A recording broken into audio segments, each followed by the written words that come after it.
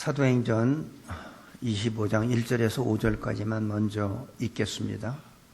사도행전 25장 1절에서 5절까지.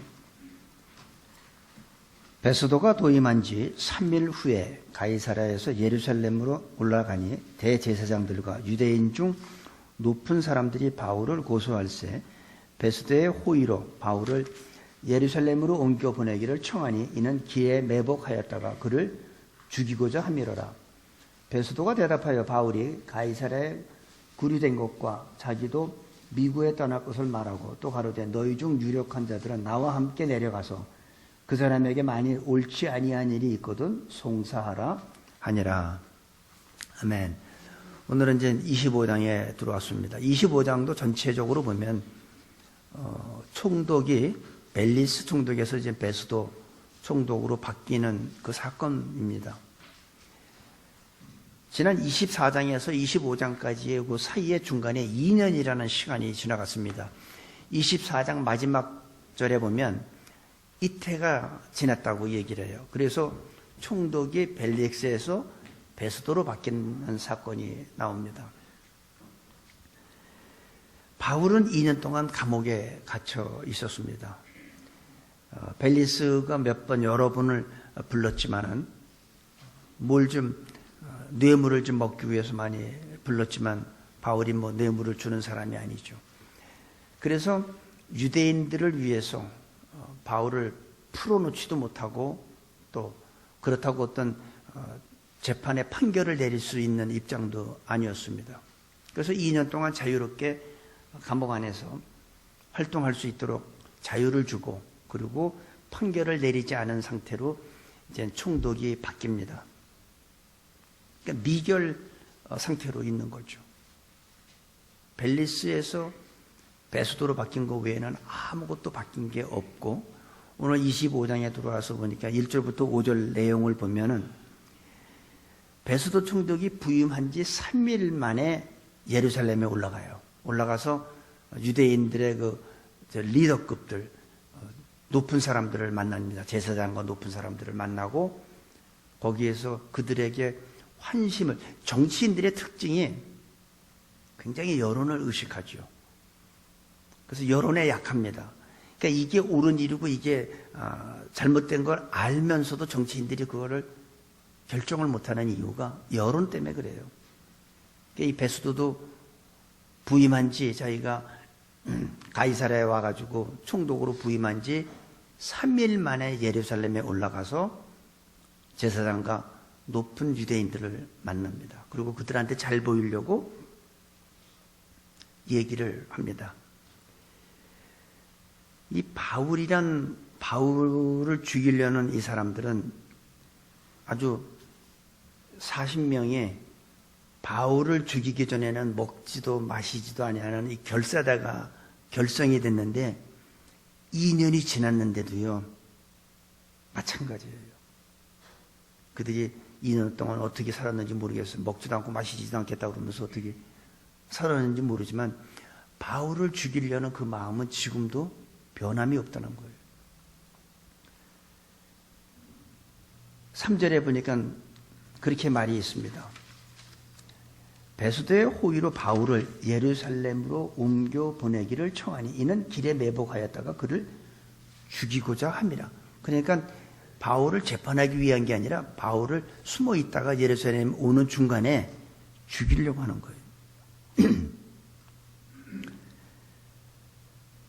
베스도는 유대인의 환심을 사기 위해서 유대인들한테 너희들 중에서 나하고 같이 가서 무슨 송사할 게 무엇인지 얘기를 한번 해보라는 거예요. 그를 갖다 송사하라는 거예요. 그래서 그거 죄가 발견되면 내가 예루살렘에 너한테 보내겠다는 겁니다. 그래서 5절까지 그 말입니다. 5절에 보니까 뭐라고 하냐면 너희 중 유력한 자들은 나와 함께 내려가서 그 사람에게 만일 옳지 않은 일이 있거든 송사하라 하니라.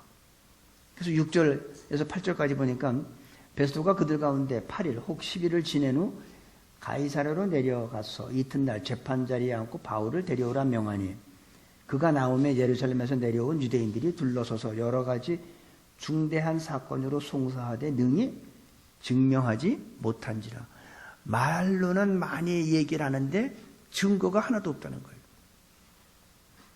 그 8절 바울이 변명하여 가로되 유대인의 율법이나 성전이나 가이사에게나 내가 도무지 죄를 범하지 아니하였노라 하니라. 송사한 얘기를 듣고 문제가 있으면 바울을 예루살렘에 보내려고 그랬는데 그들이 열심히 얘기를 하고 중대한 사건을 얘기를 하지만 하나도 물증을 내놓는 게 없어요. 증거가 하나도 없다는 거예요. 참 요즘에 한국에 보면 그 정치 얘기를 원래 하는 게 아니라 그러는데 그냥 뭐 억지로 죄를 뜯어맞고 이렇게 맞힌다고 그러는데 대법원도 검찰하고 짜고선 그런 걸 기소를 하는지 모르겠어요. 검찰이 아무리 짜 맞춰도 증거가 없으면 법원에서 기소를 그냥 취소할 텐데 또 그 뭐 영장 내주는 거 보면 진짜 증거가 있나 봐요. 우린 잘 모르지만 지금 이 유대인들은 바울을 죽이기 위해서 여러 가지 죄를 갖다 덮어 씌웠는데도 불구하고 아무런 증거가 없어요. 그러면서 바울이 뭐라고 하냐면 나는 유대인이나 더구나 로마 황제 가이사에게 나는 죄를 범한 게 결코 없다고 자신 있게 얘기합니다. 증거 대라는 거죠. 그러니까 형사법으로도 뭐 죄를 물을 수가 없고 그저 말하는 거 보니까 예수님이 죽으셨다가 부활했다는 거 그거 외에는 없다는 거예요. 저기들 종교적인 문제라는 거죠. 베스도가 그래도 유대인들의 환심을 사기 위해서 바울한테 물어봅니다. 9절 베스도가 유대인의 마음을 얻고자 하여 바울더러 묻되 네가 예루살렘에 올라가서 이 사건에 대하여 내 앞에서 다시 재판을 그러니까 재판받는 장소를 가이사랴가 아니라 이제는 예루살렘에 가서 재판받겠느냐. 그러니까 이거는 왜 그래요? 유대인들의 환심을 사기 위해서. 이 정치인들의 특징이에요. 그런데 바울은 담대하게 얘기합니다. 10절에 바울이 가로되 내가 가이사 재판 자리에 섰으니 마땅히 거기서 신문받을 것이라. 당신도 잘 아시는 바에 내가 유대인들에게 불의를 행한 일이 없나이다. 바울이 거절을 합니다. 네가 예루살렘에 가서 재판받지 않겠냐 하니까 바울이 No. 나는 가이사의 법정에 가서 난 정식으로 재판받겠다. 참 하나님이 하시는 거 보면 우리가 조금 놀라운 때가 많이 있습니다.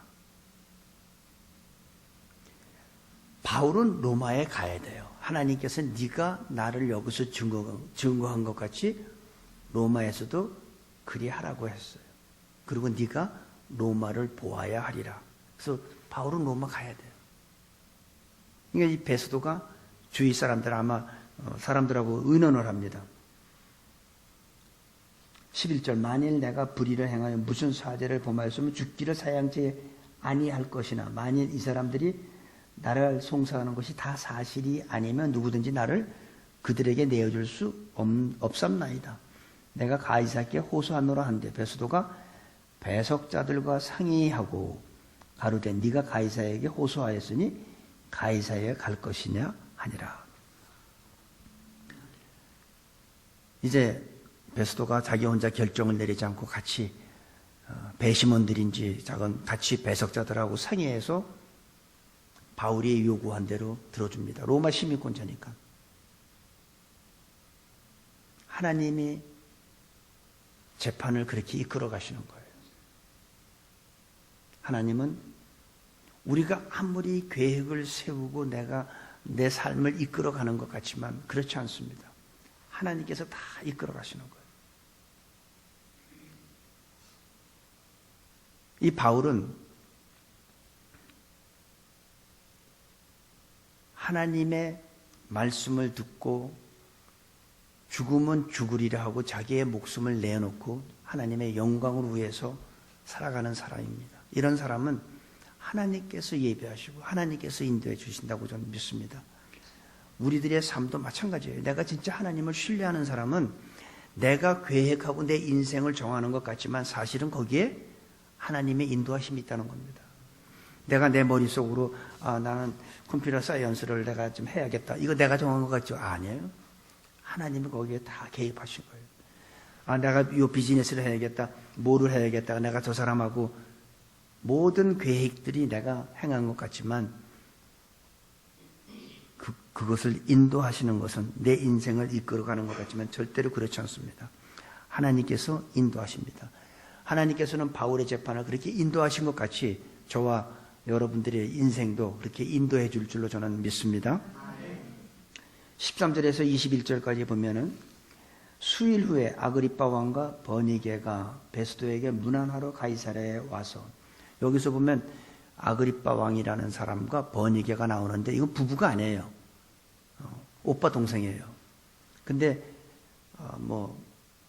내려오는 그 전통에 의하면 오빠하고 누이지만 이 버니게가 이혼한 후에 자기 오빠하고 같이 근친 결혼을 했다는 말도 있고, 어쨌든 그거는 우리가 중요한 게 아니고, 아그리빠 왕과 버니게라는 사람이 나타나서 베스도한테 와서, 베스도가 새로워진 이쪽에 총독으로 취임했으니까 인사하러 옵니다. 그리고 여러 날을 있더니 베스도가 바울의 일로 왕후에게 구하여 가로되, 이제 베스도가 그동안에 있었던 몇 날 같이 음식을 나누고 잔치를 벌이고 선물도 받고 그러면서 얘기를 하다가 베스도가 아그리빠 왕한테 얘기를 합니다. 아그리빠 왕은 유대인의 그 왕이죠. 그러니까 너무 잘 알아요, 유대인에 대해서. 얘기를 하는 게 뭐냐면, 벨리스, 내가 여기에 부임하기 전에 벨리스 총독이 한 사람을 구류했는데 그 사람이 바로 바울이죠. 그 사람을 소개하면서 유대인들이 그를 죽이고자 막 그렇게 죄명을 대고 하는데 내가 볼 때는 하나도 증거도 없다. 증거도 없고 무슨 소유한 것도 소란시킨 것도 없고 가이사한테 잘못한 것도 없고 도덕적으로는 형사법이나 이런 걸 물을 수 있는 게 아무것도 없다. 단 그들이 주장하는 거 보니까 예수라는 사람이 죽었다가 다시 부활한 것 때문에 자기들 종교적인 문제로 이렇게 문제를 소란하게 한다 하면서 일종의 아그리빠 왕한테 베스도 총독이 지금 상의하는 내용입니다. 그러니까 아그리빠 왕이 거기에 관심을 갖기 시작해요. 그 사람, 나도 그 사람을 좀 만나볼 수 있겠는가? 왜냐하면 예수님이 죽었다가 부활했다니까 이 아그리빠 왕은 바울이 관심이 있는 게 아니라 예수님한테 관심이 있는 거예요. 그러니까 유대인들이 왜 바울을 죽이려고 그래요? 예수님이 죽었다가 부활했다는 그 얘기 때문에. 그러니까 바울은 제대로 증거한 거죠. 제대로 복음을 전한 거죠. 우리가 열심히 복음을 전했는데 그 사람들이 전혀 예수는 설교를 열심히 목사님이 했는데 설교 내용은 하나도 예수님에 대해서 하나도 못 듣고 그냥 머릿속에 기억남는 게 예화만 기억나는 거하고 똑같은 거죠. 근데 바울은 제대로 전한 거예요. 그들 마음속에 예수의 죽었다가 부활한 것으로 인하여 바울을 지금 죽이려고 하기 때문에. 종교적인 문제, 여기서 우리가 생각해야 할 것이 뭐냐면 바울은 도덕적으로나 윤리적으로나 죄진 게 없다는 거예요. 자기가 잘못해서 지금 법정에 있다는 게 아니에요. 바울은 지금 누구 때문에 법정에 있는 거죠? 예수님 때문에. 예수가 그리스도다. 그가 죽었다가 다시 부활했다는 그것 때문에 지금 법정에 있는 거예요. 자기의 어떤 잘못으로 법정에 있는 게 아니라는 거죠. 도덕적으로 잘못 살았다는 얘기도 아니고 윤리적으로 남한테 사기쳤다는 얘기도 아니고 살인했다는 얘기도 아니에요. 우리들도 살다 보면 법정에 있을 때 있잖아요. 어떤 사람은 60마일 가는데 80마일로 가가지고 티켓 받아서 법정에 쓸 때도 있잖아요. 여러 가지 일로. 세상에 많은 그리스도인들이 있지만 그리스도인들이 법정에 쓸 때를 우리는 가끔 들을 수가 있고 또 우리 자신도 법정에 갈 때가 있어요. 우리가 법정에 가는 이유는 뭘까요? 예수님 때문에 가는 걸까요? 대부분 자기의 잘못으로 인해서, 자기의 어떤 범죄로 인해서, 자기의 도덕적, 윤리적으로 어떤 문제를 일으켜서 다른 사람과의 어떤 물질, 돈으로 인한 재산 문제로 인해서 형제 간에, 아니면 목사와 성도 간에 교회 재정 문제로 인해서 다투다가 법정에 갈 때 많잖아요.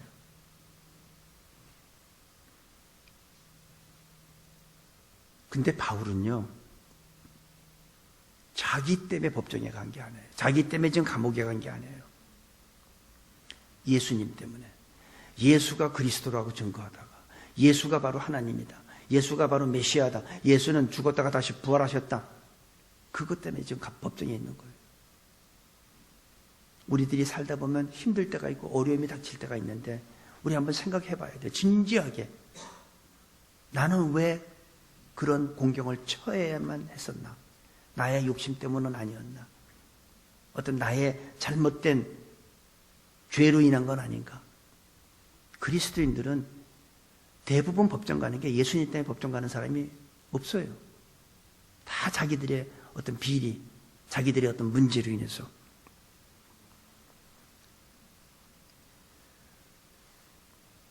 지금까지 살아오면서 겪었던 가장 큰 문제는 우리는 무엇이라고 생각합니까? 누구 때문에 그런 문제가 생겼다고 생각하냐 이거죠. 다시 한번 우리는 우리의 남은 삶을 진지하게 한번 생각해 보길 바랍니다. 내가 과거에는 그렇게 살았지만은 내가 예수 믿는 사람으로서 그런 삶이 하나님 앞에 영광이 안 되기 때문에 이제부터는 우리는 그런 어려운 일을 닥치면 안 되겠습니다. 적어도 예수님 때문에 그런 법정에 가는 건 그거는 너무 좋아요. 하지만 예수님이 아닌 자기의 어떤 비리와 자기의 어떤 욕심, 자기의 어떤 범죄, 도덕적, 윤리적인 문제로 법정 가는 일은 있어서는 안 된다고 저는 생각합니다. 우리는 무엇 때문에 시간을 낭비하고 바쁘게 살고 때로는 밤을 꼬박 샙니까? 무엇을 위해서?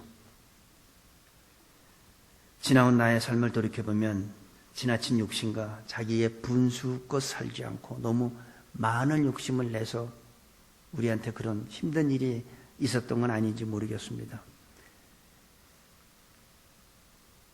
대부분 어려움과 고생은 욕심, 어떤 자기의 정욕 이런 거로 인해서 우린 당하지만 바울은 예수님을 만난 후에는 진정한 하나님의 종이 된 다음에는 자기 문제로 한 번도 어려움을 겪은 적은 없어요. 성경을 보니 다 예수가 메시아라고 증거하다가 어려움을 당했지. 자신의 문제 때문에 고난을 당하면 안 된다는 얘기입니다. 주님의 영광과 복음으로 해서 그는 자신의 삶을 그렇게 선택했습니다. 사도 바울의 삶을 보면서 우리들은 누구를 위하여 고생하고 돈을 벌고 노력하고 공부를 합니까?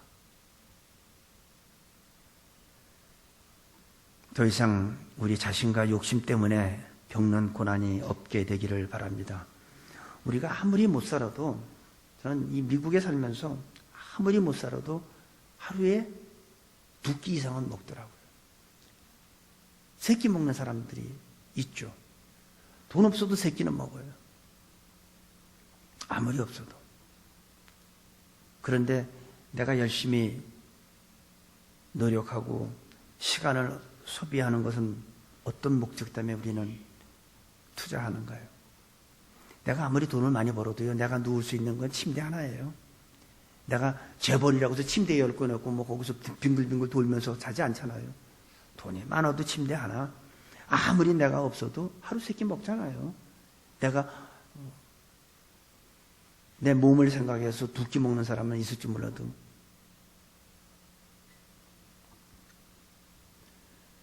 우리가 운동하고 살을 빼고 건강식품만 골라 먹어도 우리 나이가 70이요, 간간하면 80.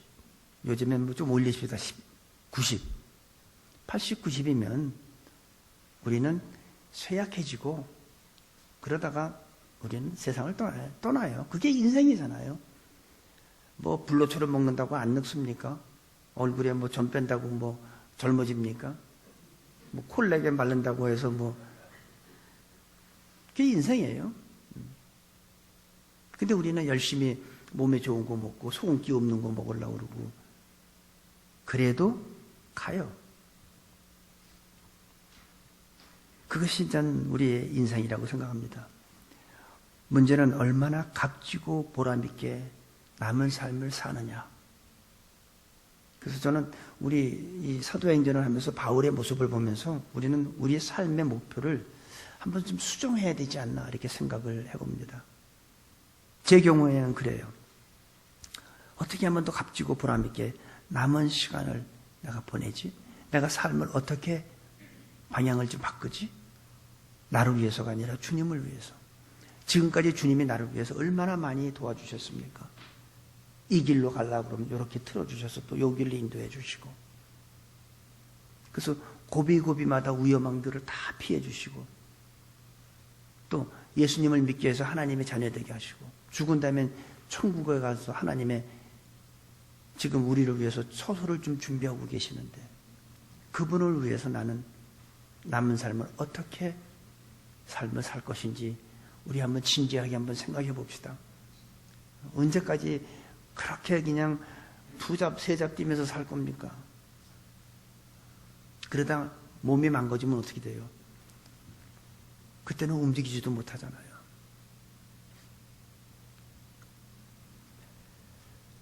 값지고 보람있게 사는 계획을 세울 수 있게 되기를 바랍니다. 사람들이 열심히 공부하고 생존 경쟁 속에서 악착같이 돈을 버는데 그 이유와 목적이 무엇을 위한 것인지 우리는 답이 있어야 된다는 거예요. 답이 다 있죠. 나를 위해서, 자기 자신을 위해서, 내 미래를 위해서.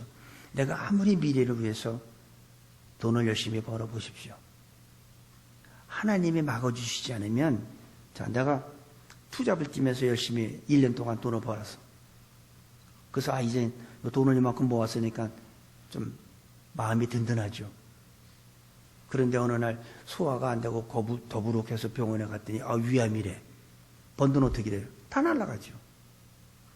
내가 열심히 버는 게 목적이 아니라 그분이 지켜줘야 돼요. 그분이 막아줘야 돼요. 내가 아무리 긁어 모아도 구멍이 나 있으면 다 나가는 거예요.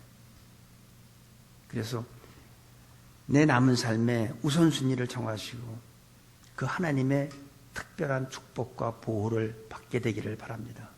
그러면 우리 살아가는데 그렇게 큰 문제 없어요. 하나님의 영광을 위해서 살 수 있고, 저는 우리 교회 새벽기도 끝난 다음에 토요일날 DC 가서 전도하는 분들 너무나 정말 감사드려요.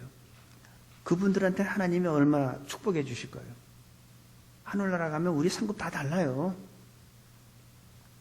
겨우 예수 믿고 천국 간 사람하고 평생을 예수님을 전도하고 복음 전하다가 많은 영혼 구원한 사람하고 상급이 똑같겠습니까? 다르지. 우리의 남은 삶이 그렇게 많지 않습니다. 이제는 그런 거에 보다도 나의 남은 삶 달려갈 길을 우리는 걸어가면 안 돼. 이제 뛰어가야 돼요. 뭘 가지고 뛰어가요? 복음 들고 뛰어가야 돼요. 그러다가 내가 핍박받아? 좋습니다.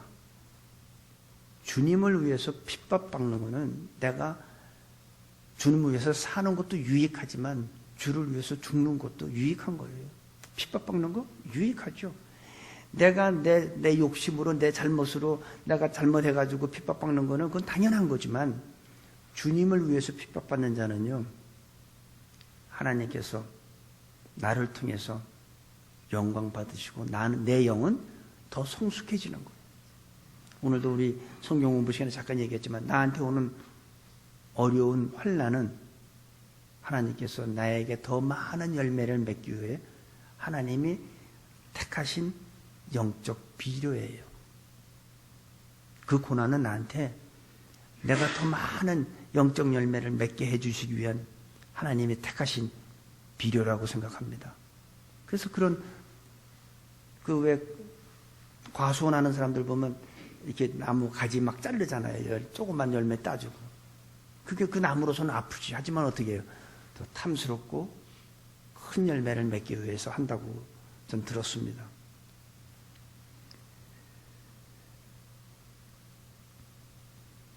해답 없이 남은 삶을 달려가는 사람에게는 마지막 순간에 솔로몬이 한 얘기만 할 것입니다. 헛되고 헛되다고 허무하다는 얘기만 아마 말할 겁니다. 나한테 시간을 다시 돌려준다면 내가 이렇게 안 살 텐데, 근데 돌려줘도 똑같이 허무한 삶 살아요. 우리의 남은 삶 헛된 것을 향하여 달려가지 않게 되기를 바랍니다. 22절에서 마지막 절까지 봅니다. 아그리빠가 베스도로 이르되 나도 이 사람의 말을 듣고자 하노라. 베스도가 이르되 내일 들으시리라 하더라. 그래서 이 베스도의 재편 과정을 듣는 아그리빠 왕은 이 바울을 자기도 듣고 싶다는 거예요. 그 예수에 대해서 듣고 싶다는 거예요. 그러면서 그 다음날 아그리빠 왕은 왕의 위엄을 상징하는, 보세요. 23절, 이튿날 아그리빠와 버니게가 그의 우의를 베풀고 와서, 그러니까 자기의 복장을 왕의 그 위엄한, 그러니까 한국말로 왕들이 입는 그 어떤 뭐 무슨 골룡표? 그렇게 딱 하고 뭐 한 거죠. 그런 게. 그런 엄청난 뭐 머리에 왕관도 썼는지 모르겠지만 그러고 나온 거죠. 사람들이 보기일 땐 대단하죠. 왕과 버니게가 같이 정말 겉으로 보기에는 그냥 웅장한 권세를 가진 그런 모습으로, 복장으로 탁 나타나는 거예요. 근데 또 한 사람은 뭐예요? 감옥에서 초라한 모습으로 나오는 또 한 사람은 바울이죠. 죄인의 모습으로, 초라한 모습으로 나오죠. 만약에 내려오는 그 전통이 그것이 사실이라면 이거는 오빠하고 누이가 불륜관계에 있다고 우리가 만약에 가정한다면 이 남매는 부부도 아니면서 남매이면서 부부같이 하면서 음란을 저지르는, 겉으로 볼 때는 화려하고 좀 위험이 있어 보일지 모르지만 그 속에는 뭐가 있습니까? 음란과 죄악과 거짓으로 되어 있죠. 근데 바울은 겉으로 보기에는 초라하죠. 죄수 보게. 뭐 그날 아침에 나올 때 뭐 빗이 있어서 머리를 뭐 빗었는지 모르겠지만 깨재재한 모습으로, 사람들이 볼 때 눈을 내려가는 모습으로 하지만 그 안에는 뭐가 있습니까? 하늘의 영광이 있습니다. 그 안에는 소망이 있습니다. 겉으로 보이기엔 사람들이 볼 때는 아그리빠 왕을 우러러보고 부러워할지 모르지만 하나님이 보실 때는 그는 음란과 거짓과 죄악으로 가득한 자요. 바울은 사람들이 보길 때 우습게 보이는 모습이지만 그 안에는 하나님의 영광이 있습니다. 생명이 있습니다. 우리들도 사람한테 잘 보이려고 하지만 사람이 보는 그것이, 사람들이 인정해 주는 것이 진짜 내가 아니에요. 여러분 착각하지 마세요. 내가 뭐 네임 브랜드 그거 이렇게 뭐야, 이렇게 문이 이렇게 가로 세로 있는 거 있지 왜? 그거 어떤 뭐 네임 브랜드 있잖아요. 비싼 거 왜? 버버리.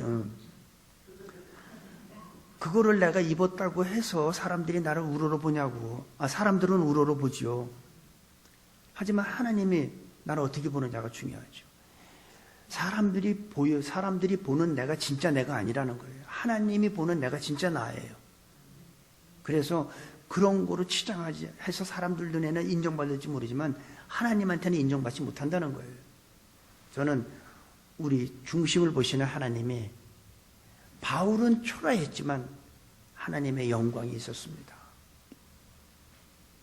아그리빠 왕은 사람들이 보기에는 화려하고 위험이 있었지만 하나님 볼 때는 범죄가 있었습니다. 누가 진짜입니까? 우리는 사람들한테 인정받는 우리가 되지 말고 하나님한테 인정받는 우리 모두가 될 수 있게 되기를 바랍니다. 세상이 우리를 어떻게 평가하느냐로 내가 결정되지 않는다는 것입니다. 세상 사람들이 나를 어떻게 평가하는 것에 대해서 신경 쓰지 말라는 거예요. 세상 사람들이 우리 교회에 대해서 어떻게 평가하는 거 신경 쓰지 말라는 얘기예요.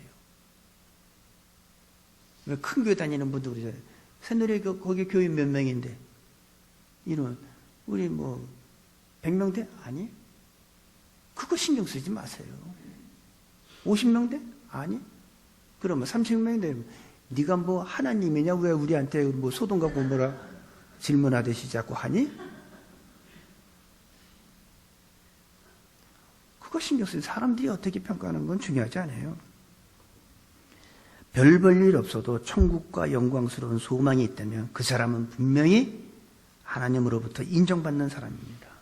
문제는 내 안에 무엇이 있느냐 이거예요. 내 안에. 제가 항상 얘기했죠. 자기 자신은 이렇게 사람들한테 있을 때 내가 하는 게 나의 진정한 내 모습이 아니고 아무도 없을 때, 나 혼자 있을 때 내가 무슨 생각을 하고 무슨 행동을 하느냐가 진정한 나입니다. 하나님은 바로 그걸 보신다는 거죠.